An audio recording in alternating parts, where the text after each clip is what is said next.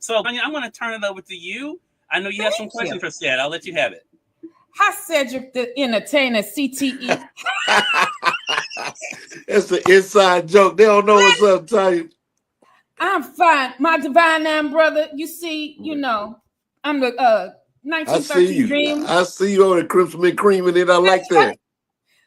I want you to say yo to my fella Kentucky Kappa Alpha Psi brothers, B.D. Johnson, my vet, Dr. Isaac, and Dr. Randy Westone. What's up, brothers? Yo, Dr. Isaac, Dr. Randy West. What's up, y'all? What's up? Yo. Now, Cedric, let's just get it out in the open. I've told you offline that I am a big fan, right? Yeah. And in a land called Tanya land, we have been married for like 30 years, right? Because you're my Ceddy Bear, right? Locked in. Y'all heard that? Locked in. Now, listen, everybody doesn't know that before you were Cedric the Entertainer, you had another stage name. That's horrible. Let's go. Come on, Cheerio. Where and why? Where did it come from? Cheerio, it was just one of those names. Back then, people had these kind of one-off. You had Sinbad. You had it was another comedian named Kodak at the time. And so, I thought, a C, what starts with a C that also sounds happy. Cheerio. And I thought that was dope. And so I went on with it for about a year. I had the chain and everything. Okay, we're gonna forgive you for that, Cedric. Okay, that was not cool. You wouldn't like Cheerio? Thank God for that, because we would have been calling you Cheerio the Entertainer. Yeah, cheer, little cheer. It wouldn't have worked. Yeah, it wouldn't have worked. It would have played out. Thank you, Jesus, for the blocking. Yeah. Now today we're going to we lost another legend today. A legend icon.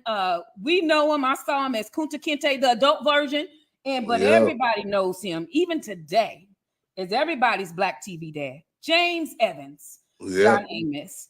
Now you have a lot of roles that you play as a positive dad role. What impact did John Amos have on you as James Evans in Good Times? James Evans, he literally was one of the kind of quintessential dad that we all either recognize or wish we had, especially for us with imagery on television growing up in my generation. He was strong. He was determined. You believed him, and he was this kind of this father figure that was, in support of his family, even though he was struggling.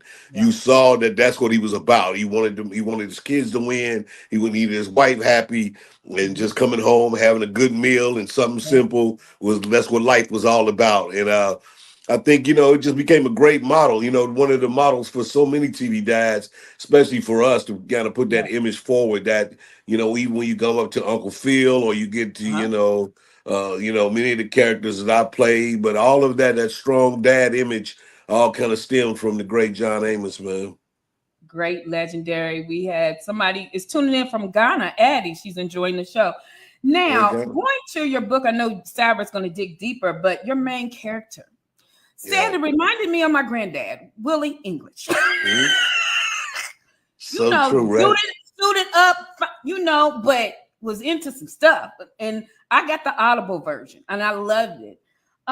But you said the main character was after your grandfather, who you never met, right? Yeah. But he had such a positive impact on you and everything. Can you explain how someone you never met, and you only saw a picture of, and you created a whole phenomenal book about? Y'all need to get flipping cards right now, audio or paperback, hardback. He got it. Yeah. How can someone you never met make such an impact on you, positive and powerful impact on who said CTE is? Yeah, you think about that, especially like even for me, I kind of grew up in a single parent household. It was just my mom. My dad was around. He wasn't like that kind of influence at the time. So, my mother talking about her father at any time was, very descriptive of someone that I could imagine very clearly. My uncles, again, speaking of their dad, these images of this human being and the things that he did.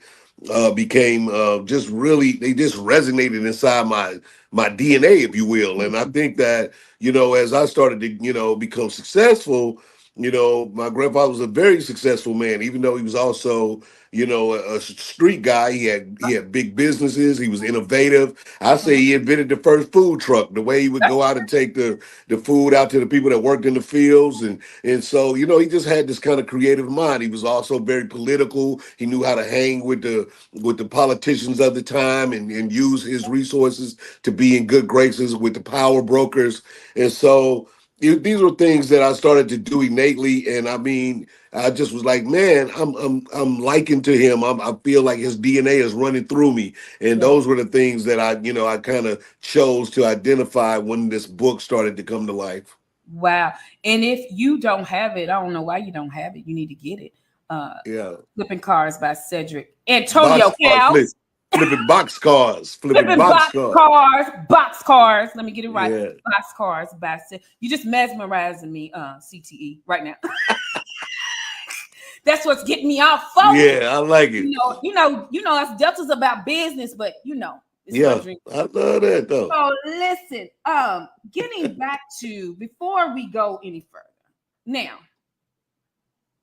I followed you from Cedric, Jackie Robinson, on the Steve Harvey show.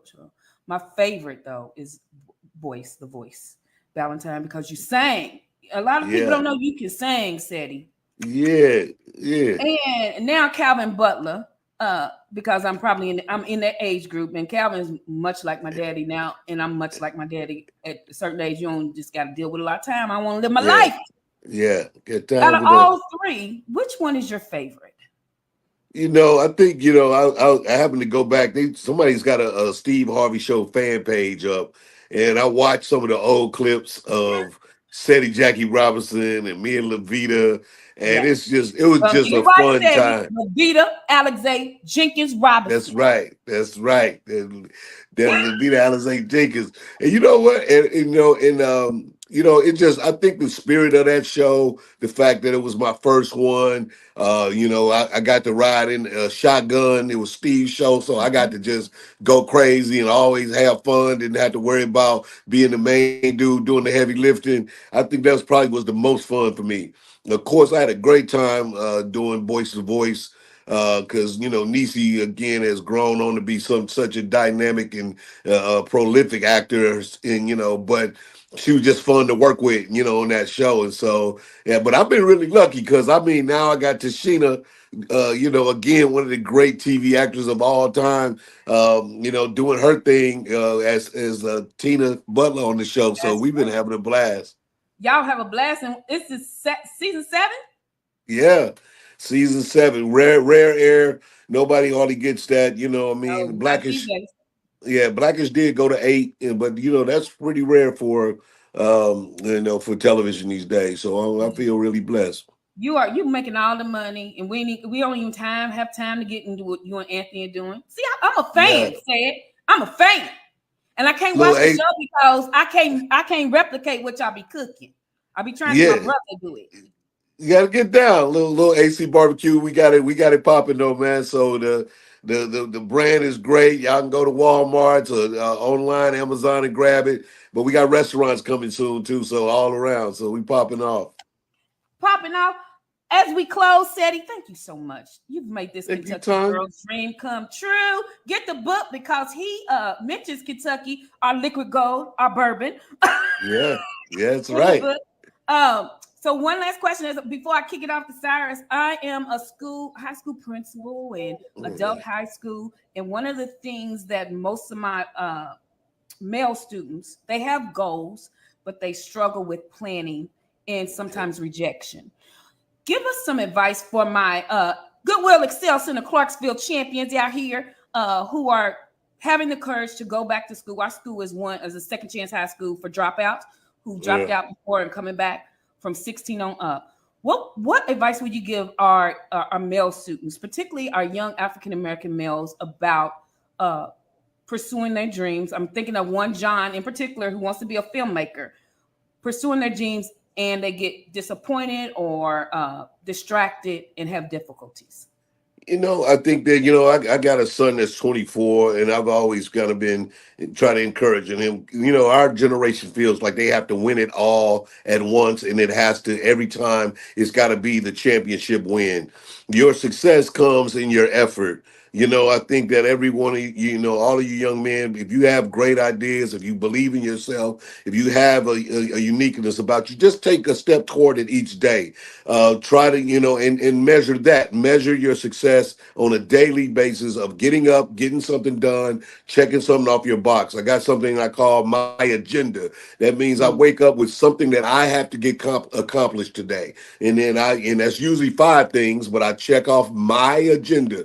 That means that I'm not going to be dictated by what everybody else has for me, whether it be a job or, who I'm living with, whatever I got going on. They going to have stuff for me to do, but I also have things for me to do. And if I can knock those things off, I will accomplish my goals. And that's what you believe in. And you'll get better. You'll get faster. You'll get stronger. But you got to have a practice of getting up and doing. You got to go do the thing that you say you're going to do. That's it.